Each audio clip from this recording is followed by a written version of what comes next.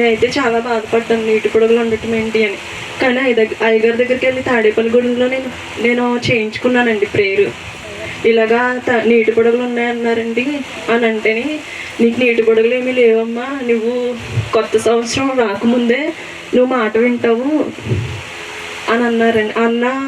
ఇంటికి వెళ్ళగానే మళ్ళీ నొప్పి కింద వచ్చేసింది. ఒక 10 రోజులకి నేను మళ్ళీ నీటి పొడుగులు ఉన్నాయన్నారు కదా, అసలు అయ్యగారు చెప్పారు కదా నీటి పొడుగులు ఏమి లేవని అన్నారని నేను మళ్ళీ టెస్ట్ చేయించుకుంటే పాజిటివ్ వచ్చిందండి. ప్రెగ్నెన్సీ అని వచ్చింది.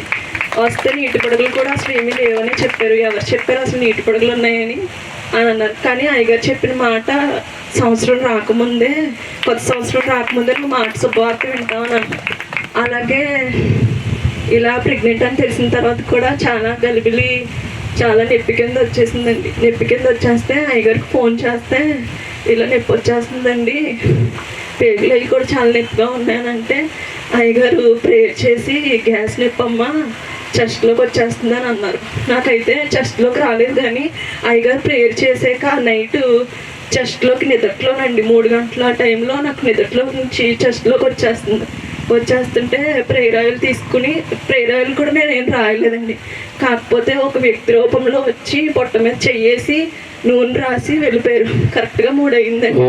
3 అయిన తర్వాత ఏంటి ఇలాగా అయితే దేవుడు నన్ను తైలం రాసుకోమంటున్నారేమో అనుకుని ప్రేయర్ చేసుకుని తైలం రాసి, ఎప్పుడు నేను తైలం రాసుకునేదాన్ని కానీ ప్రేయర్ చేసుకోకుండా స్వస్థపరిచిన ఆయన అని ఎప్పుడు రాసుకోలే.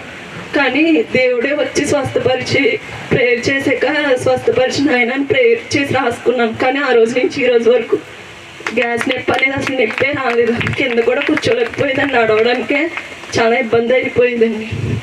కానీ అయ్యగారు చెప్పిన మాట ప్రతిదీ నా జీవితంలో నెరవేరింది. వివాహ విషయంలో కూడా చాలా బాధలు పడ్డారు అమ్మ అయితే.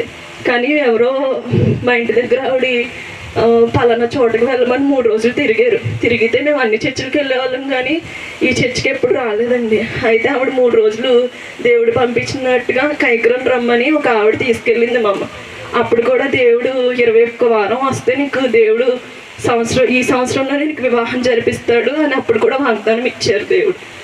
నా జీవితంలో ప్రతి ఒక్కటి దేవుడు చెప్పినట్టుగానే అయ్యగారి రూపంలో దేవుడు చెప్పినట్టుగానే అన్ని జరిగినాయి. తప్పట్లు కొడుతూ దేవుడు భయం పరుద్దాం. ఈ సాక్ష్యాన్ని దేవుడు దీవించిన కాక.